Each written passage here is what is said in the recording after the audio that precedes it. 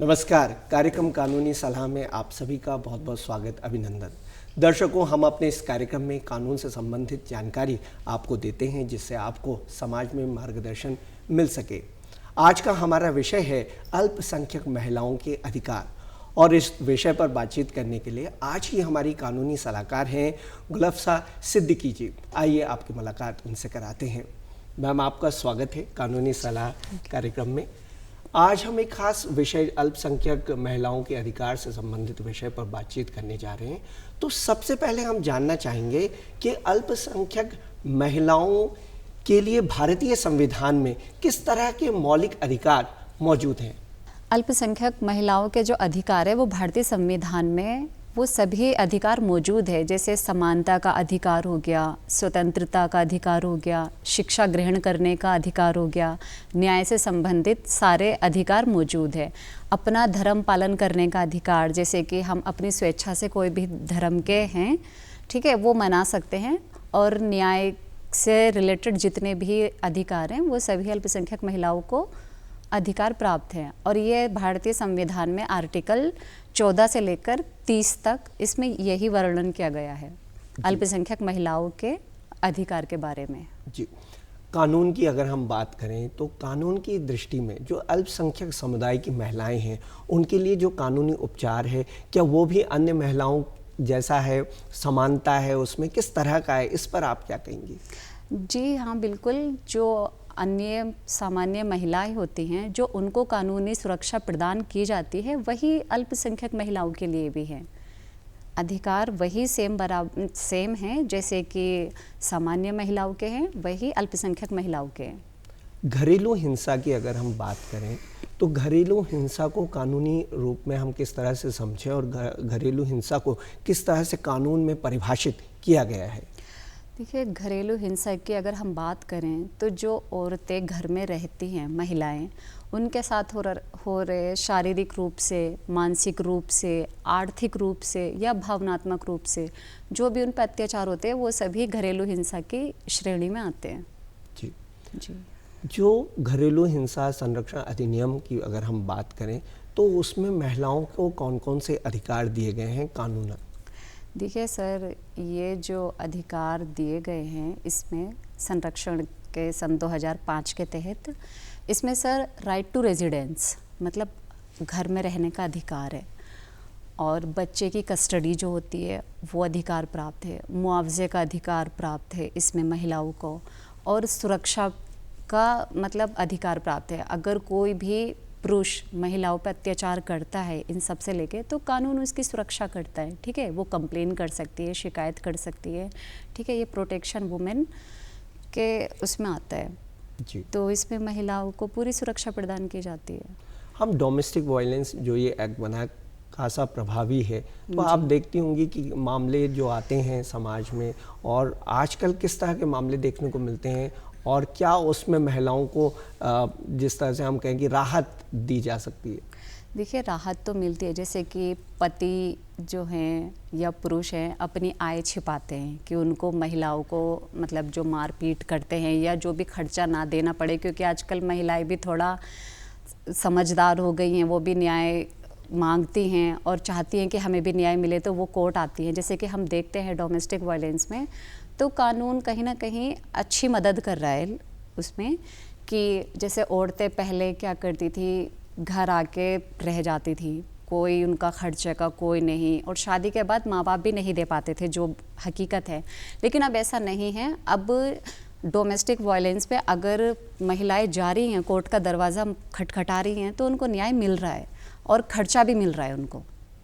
यदि पति के द्वारा या ससुराल पक्ष के द्वारा महिला के साथ किसी भी प्रकार का अत्याचार होता है तो ऐसे में महिला को सबसे पहले क्या पहल करनी चाहिए?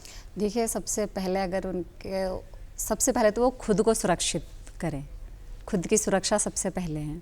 फिर उसके बाद वो महिला हेल्पलाइन जा सकती हैं, 181 पे कॉल कर सकती हैं, 1091 पे कॉल कर सकती हैं। इसमें डायरेक्ट पुलिस की सुरक्षा दी जाती है। NGO में जा सकती हैं और महिला आयोग से बात कर सकती हैं, अपनी शिकायत बता सकती है कि क्या हैरेसमेंट हो रहा है, क्या उनके दहेज हिंसा, जो भी अपनी समस्या है वो बता सकती है, तो उनको सपोर्ट मिलता है वहाँ से। निश्चित रूप से, और अल्पसंख्यक समुदाय की जो महिलाएं हैं इस तरह से उनका संरक्षण भी होता है और सुरक्षा भी उनको मिलती है।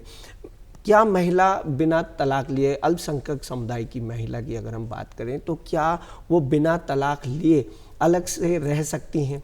बिल्कुल रह सकती है, उनको ये अधिकार है।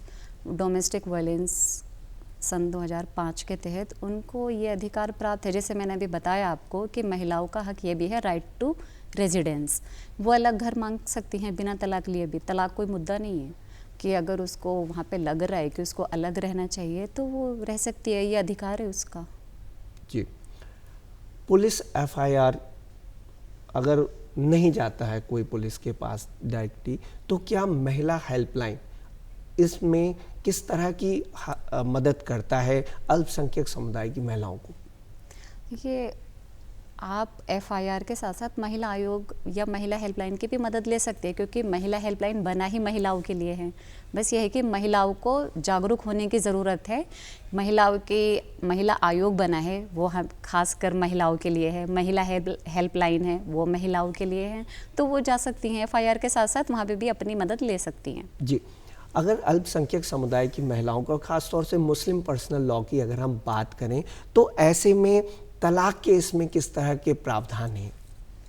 सर, तलाक के मुस्लिम मैरिज एक्ट में जो प्रावधान है डिसोल्यूशन के, वो ये है, एक तो होता है खुला, कि औरत अपनी मर्ज़ी से खुला ले सकती है। एक होता है सर मुबारत होता है म्यूचुअल कंसेंट, कि दोनों की आपसी सहमति से डाइवोर्स ले सकते हैं। और एक होता है सर फस्ख, इसमें कोर्ट के ज़रिए से वो तलाक ले सकती हैं। तो ले सकती हैं औरत तलाक। इसमें कितना समय लग जाता है तलाक की जो ये प्रक्रिया है, और किस तरह की सुरक्षा या उन्हें मेंटेनेंस इसमें दिया जाता है? सर, उसके लिए तो 125 सीआरपीसी डालते थे पहले, और अब 144 बीएनएसएस की धारा है, तो उसके अंडर वो फाइल कर सकती है अपना खर्चा। तो उसमें पति की आय देख के, बिजनेस देख के, प्रॉपर्टी देख के, जो भी उसका लाइफ स्टाइल देख के कोर्ट अपने तरीके से एक वो बांध देती है खर्चा, तो उसको वो मेंटेनेंस वहाँ से मिल जाता है। जी। 3 तलाक के कानून के बाद मुस्लिम महिलाओं की सुरक्षा किस तरह से मजबूत हुई है, और क्या उसमें खास चीज़ें आई हैं आपकी दृष्टि में? सर, ये बहुत अच्छा हुआ है मुस्लिम महिलाओं के लिए। पहले पुरुष क्या करते थे, तलाक तलाक तलाक बोल दिया, औरत का मतलब पूरा जो जीवन है वो इन 3 शब्दों पे आके ख़त्म हो जाता था। ठीक है, लेकिन अब ऐसा नहीं है। इसमें जो सुरक्षा मिली है वो, इस कानूनी सुरक्षा इसलिए मिली है, पहले आदमी 3 तलाक बोल के रिश्ता ख़त्म कर देता था, अपनी जिम्मेदारियों से पीछा हटा लेता था, बट अब ऐसा नहीं है। अगर कोई ऐसा करता है तो अब ये इलीगल की श्रेणी में आ गया है। ठीक है, तो इसमें अगर कोई ऐसी घटना घटती है तो महिलाएं कॉल कर सकती हैं, पुलिस सुरक्षा ले सकती है, जिसमें कि उसमें सज़ा 3 साल की है अगर कोई व्यक्ति तलाक तलाक तलाक ऐसे दे दे तो। और जब तक महिला नहीं चाहती वो कंप्लेन वापस लेना, तब तक वो वापस नहीं ले जा सकती, वो जेल में ही रहेगा। प्लस उसमें वो मेंटेनेंस भी देगा। इसमें औरत को सरकार की और न्यायालय की पूरी वो मिलती है, सुरक्षा मिलती है, सारे हित मिलते हैं जो कि महिलाओं के हित के लिए होते हैं, और अपने बच्चे की कस्टडी वगैरह ये सारे अधिकार उसको मिलते हैं। तो इससे महिलाओं को काफ़ी अच्छा मतलब वो मिला है जी रिस्पॉन्स। जैसे कि आपने अभी बात की, तो ऐसे में बच्चों की जो कस्टडी है वो किस तरह से तय होती है इस कानून के अंतर्गत? सर, बच्चों की जो कस्टडी तय होती है वो न्यायालय तय करता है कि कैसे कब मुलाकात होनी है, बच्चे की कस्टडी किसके पास होती है। तो इसमें वो कुछ चीज़ें देखता है, बच्चे का हित, कि कौन पेरेंट्स बच्चे का ठीक से ख्याल रख पाता है या किसके यहाँ का माहौल अच्छा है। ठीक है, आर्थिक स्थिति पर डिपेंड करता है कि बच्चे का जो मतलब आर्थिक स्थिति है, बच्चे की ज़रूरतें कौन पूरी कर सकता है। और अगर बच्चा 5 साल से कम वर्ष का है तो वो कस्टडी माँ को मिलेगी, और अगर 9 से 10 वर्ष के बीच में है या बच्चा जैसे समझदार हो जाता है तो वो बच्चे की इच्छा के अनुसार कोर्ट वो करता है कि बच्चे की इच्छा होती है कि वो बच्चा किसके पास रहना चाहता है। तो जी, अल्पसंख्यक महिला को अपने पूर्व पति से ये तलाक की प्रक्रिया के दौरान या उसे मेंटेनेंस का अधिकार प्राप्त है क्या? हाँ जी सर, बिल्कुल तलाक कोई मुद्दा नहीं है। अपने पति या पूर्व पति से महिलाओं को अपना भरण पोषण लेने का पूरा अधिकार है। जी, अगर कोई अपनी कमाई छिपाता है या बताता नहीं है, किसी तरह से कानूनी रूप से या न्यायालय को गुमराह करता है, तो ऐसे में किस आधार पर कोर्ट जो है वो भरण पोषण को तय करती है अल्पसंख्यक महिलाओं की कंडीशन में? देखिए, जो हम कोर्ट में देखते हैं मोस्टली ऐसा होता है कि जो पुरुष है वो अपनी आय छिपाते हैं, ठीक है। लेकिन ऐसा वो नहीं है कि अगर आप अपनी आय छिपाते हैं तो आप भरण पोषण से बच जाओगे या मतलब नहीं दोगे। तो कोर्ट इसमें खुद से जांच करवाता है। वही मैंने अभी बताया था, उसका लाइफ स्टाइल देख करके, उसकी ज़मीन देख के, उसका बैंक बैलेंस देख कर और घर परिवार बिजनेस के सब देख करके फिर कोर्ट एक महीने की वो बांध देती है राशि उसमें कि इतना आपको देना ही देना है, चाहे वो जहाँ से लेकर आए, बट देगा। भरण पोषण से छुटकारा नहीं पा सकता कि मैं नहीं दे सकता, वो देना ही पड़ेगा। बिल्कुल, और इस कार्यक्रम के माध्यम से हम अल्पसंख्यक महिलाओं के अधिकारों पर बातचीत कर रहे हैं।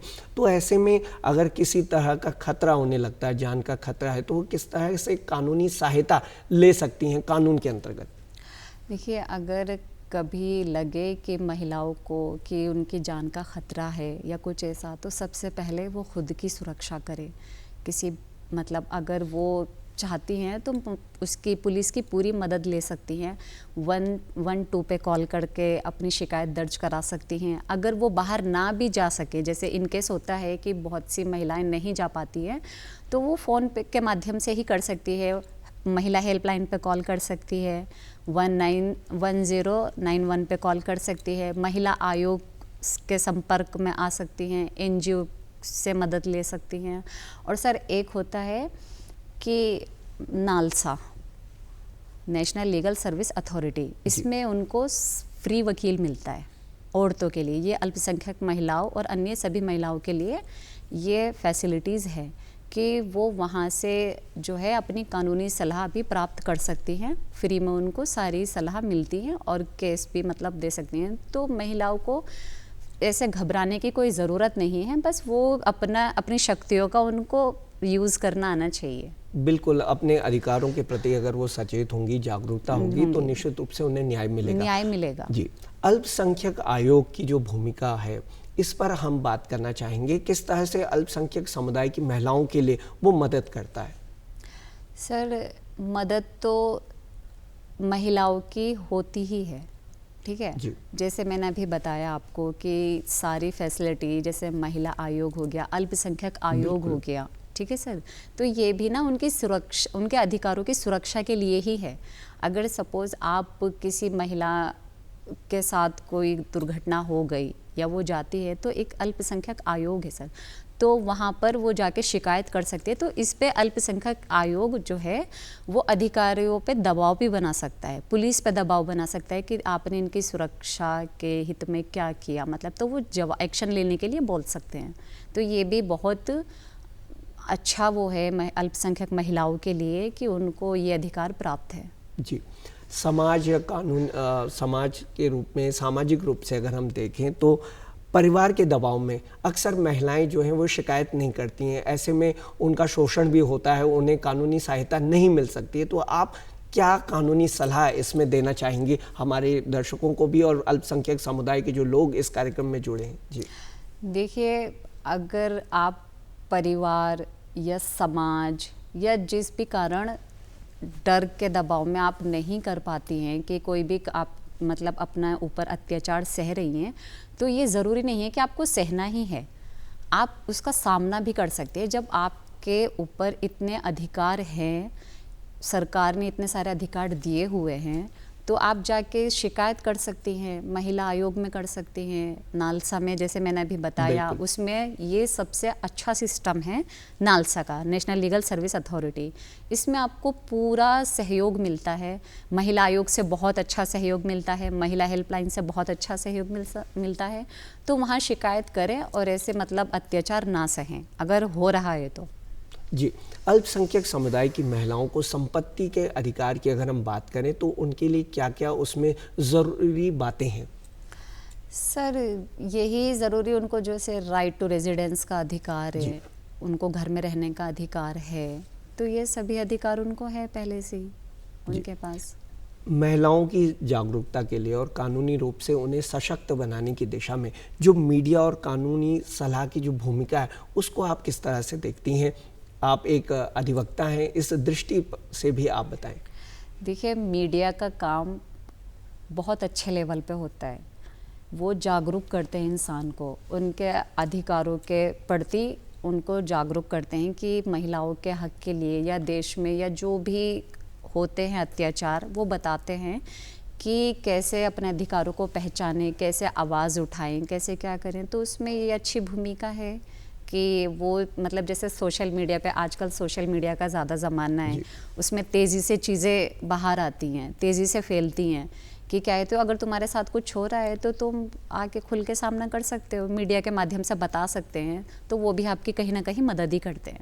जी, न्यायिक रूप से अगर हम देखें तो समाज में जागरूकता को फैलाने के लिए आप स्वयं क्या देखती हैं? किस तरह की स्कीम्स, क्या किस तरह की जागरूकता अभियान समय समय पर क्या चलाए जाते हैं?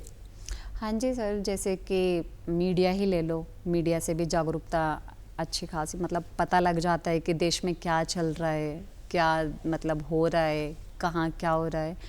तो ये सभी मोस्टली जो लोग देख पाते हैं वो मीडिया के थ्रू ही देख पाते हैं कि देश में अच्छा हो क्या रहा है या बेकार क्या हो रहा है या किसके साथ क्या अत्याचार हो रहा है या कहाँ क्या वो हो रहा है, तो वो मीडिया के माध्यम से पता चल जाता है। हम तो इसी पे ही देखते हैं। बिल्कुल, और समय समय पर भी कानून के जो अधिकारी हैं वो जागरूकता अभियानों को लेकर के समाज में निश्चित रूप से जागरूकता फैलाने का काम भी करते हैं। जी, अगर हम बात करें घरेलू हिंसा, जैसे कि इस कार्यक्रम में हम घरेलू हिंसा, तलाक और भरण पोषण, इन 3 चीज़ों को प्राथमिकता के साथ में इस कार्यक्रम में शामिल कर रहे हैं। घरेलू हिंसा का जो शिकार हो जाते हैं, आप क्या देखती हैं कि आज के ज़माने में किस तरह के मामले ज़्यादा सामने आ रहे हैं? घरेलू हिंसा के जो मामले सामने आ रहे हैं, या तो देखिए कोर्ट में जो हम मोस्टली देखते हैं वो ये देखते हैं, या तो जो पुरुष हैं उनका बाहर अफेयर होता है तो वो उस कारण से अपनी बीवियों पर या जो भी अत्याचार करते हैं, फिर मतलब पूरा परिवार ही बेटे की साइड ही लेगा, वो बहू की साइड नहीं लेगा। तो इस तरीके के केस ज़्यादा आते हैं कि बाहर उनका वो चल रहा है, क्रूरता, अडल्ट्री, ये सभी कारण हैं जो मोस्टली हिंसा के कारण बने हुए हैं। अगर इस तरह की परिस्थितियां बनती हैं तो इसमें क्या कानूनी उपचार आप अपनी सलाह से देना चाहेंगी, क्योंकि आप एक क्रिमिनल लॉयर भी हैं, एडवोकेट हैं? जी सर, मैं तो यही कहना चाहूँगी, अगर पहले बात अगर मतलब ऐसा उनके साथ अत्याचार हो रहा है कि किसी थर्ड पर्सन के कारण उनका मतलब घर में इस तरीके से अत्याचार हो रहा है, तो वो पहले सोच समझ के, आजकल की महिलाएं भी काफ़ी जागरूक हैं, अपने राइट्स पहचानती हैं, जिनको नहीं पता उनको भी सर यही है कि वो अपने राइट्स पहचानें और अपनी शक्तियों को मतलब देखें कि हमें क्या क्या अधिकार मिले हुए हैं। अगर उनके साथ ऐसे क्रूरल्टी हो रही है तो वो मतलब मेरा तो यही है कि वो अलग होना बेहतर समझे। जी, जो आज के नए कानून आए हैं, भारतीय न्याय संहिता है, भारतीय नागरिक सुरक्षा संहिता है और जो एविडेंस एक्ट, जिस तरह से भारतीय साक्ष्य अधिनियम है, ये नए कानून जब आए हैं तो इसमें अल्पसंख्यक महिलाओं के लिए क्या कुछ विशेष प्रावधान किए गए हैं या पुराने कानून जैसे ही प्रावधान है लेकिन कुछ तरीका बदला है और समय सीमा भी कम हुई है, जल्दी काम होता है? जी सर, जैसे पहले उसमें महिलाएं जाती थी, डाइवोर्स का ही ले लें आप, अगर पहले जाती थी तो 6 महीने मतलब ऐसे बोलते थे कि आपको साथ रहना पड़ेगा, जबकि आपस में दोनों नहीं रह पाते। तो अब ऐसा नहीं है, अगर नहीं बन रही है तो कोर्ट फैसला मतलब जल्दी ही मतलब वो उसका ऑर्डर कर देता है कि भाई इनका नहीं बन रही आपस में, तो उनका डाइवोर्स वो कर देता है। तो मतलब पहले समय सीमा ज़्यादा थी कि उनको 6 महीने साथ रहना ही रहना होता था, बट अब ऐसा नहीं है। क्या अल्पसंख्यक समुदाय की महिलाओं के लिए, जिस तरह से हम तलाक की बात करें तो इसमें कूलिंग पीरियड होता है 6 महीने का या इससे अधिक का भी, तो इसमें क्या न्यायालय परिस्थितियों को देख कर के जो कूलिंग पीरियड है इसे खत्म कर देता है? परिस्थितियों के अकॉर्डिंग ही न्यायालय इस उसको ख़त्म कर देता है कि अगर नहीं बन रही है या नहीं मतलब चाह रहे हैं दोनों आप उसमें कि रहने नहीं है, तो फिर कोर्ट उन पे वो अपने वो नहीं थोपता कि तुम्हें रहना ही रहना है। तो ये परिस्थितियाँ के अकॉर्डिंग देख कर ही न्यायालय अपना वो बता देती हैं कि अगर ठीक है नहीं हो रहा तो जी। Then you can. अगर हम किसी केस की बात करें, कानूनी मामला है, तो ऐसे में जो वादी या प्रतिवादी है उसे किस तरह से कानूनी उपचार जो न्यायालय के द्वारा दिया जा सकता है अल्पसंख्यक समुदाय की महिलाओं के लिए, इसमें क्या प्रावधान है? उन्हें क्या मुफ्त एडवोकेट मिल जाता है, फीस में रियायत होती है? जी सर, जो अल्पसंख्यक महिलाएं हैं उनको अगर उनको केस करना है, उनके जैसे नहीं कर पाती महिलाएं फीस का या अफोर्ड नहीं कर पाती, तो नालसा है उनके लिए, नेशनल लीगल सर्विस अथॉरिटी, उसमें उनको फ्री में एडवोकेट्स मिलते हैं, वकील मिलते हैं। वो उनका केस फ्री में लड़ेंगे और देखते हैं कि मतलब क्या उनके क्या बेस्ट सलाह रहेगी उनके लिए या क्या उनको अच्छा सुझाव दें, मीडिएशन भी कराते हैं। तो ये सब उनको फ्री में अवेलेबल ये फैसिलिटीज़ है उनके लिए। अल्पसंख्यक समुदाय की जो महिला है वो तलाक, भरण पोषण या हम कहें कि हिंसा, घरेलू हिंसा से अगर गुजर रही है, तो पहला कदम क्या होना चाहिए उनका इस दिशा में कि उन्हें प्रोटेक्शन मिल सके, सुरक्षा मिल सके? सर, अगर वो ऐसी स्थिति से गुजर रही हैं तो सबसे पहले सुरक्षित ही रहें, फिर पुलिस में जाए, पुलिस के बाद महिला आयोग है, अल्पसंख्यक आयोग है, ठीक है, अपनी उससे एनजीओ में जाए, बात करें, वहाँ पे अपनी शिकायतें रखें कि उनके साथ ये हो रहा है, देन वो उनको पूरा सपोर्ट करते हैं।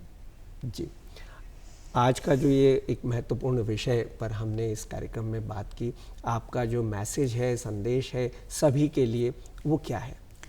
इसमें देखिए यही संदेश है कि अगर आपके साथ एक्चुअल में अत्याचार हो रहा है तो अपनी आवाज़ उठाइए, कानून का दरवाज़ा खटखटाए, आपको न्याय मिलेगा। लेकिन ऐसे डर के चुप रहना या दबाव में आके रहना, अपने ऊपर अत्याचार सहना, ये कोई ज़रूरी नहीं है कि आपको अत्याचार सहना ही सहना है। शिकायत करना आपका अधिकार है, ये आपको भारत के संविधान में भी दिया गया है ये अधिकार कि अगर आपके साथ अत्याचार हो रहा है तो आप उसका सामना करो, लड़ो, लेकिन ऐसे चुप के अपने ऊपर अत्याचार ना होने दें। बिल्कुल, आपने बहुत ही सुंदर तरीके से इन बातों को इस कार्यक्रम में रखा है और मैं समझता हूं कि अल्पसंख्यक महिलाओं के अधिकारों के बारे में लोगों को अधिक से अधिक जानकारी मिल पाएगी। आपने हमें इस कार्यक्रम में समय दिया, इसके लिए आपका बहुत बहुत धन्यवाद। तो दर्शकों, ये था आज का कार्यक्रम जिसमें हमने अल्पसंख्यक समुदाय की महिलाओं के अधिकार इस महत्वपूर्ण विषय पर बातचीत की। आप अपने अधिकारों के प्रति सचेत रहें, तभी हर मंजिल आप पा सकते हैं और कानूनी उपचार आपको ज़रूर मिलेगा। आप अपना खास ध्यान रखें। इसी के साथ हम आपसे लेते हैं विदा। नमस्कार।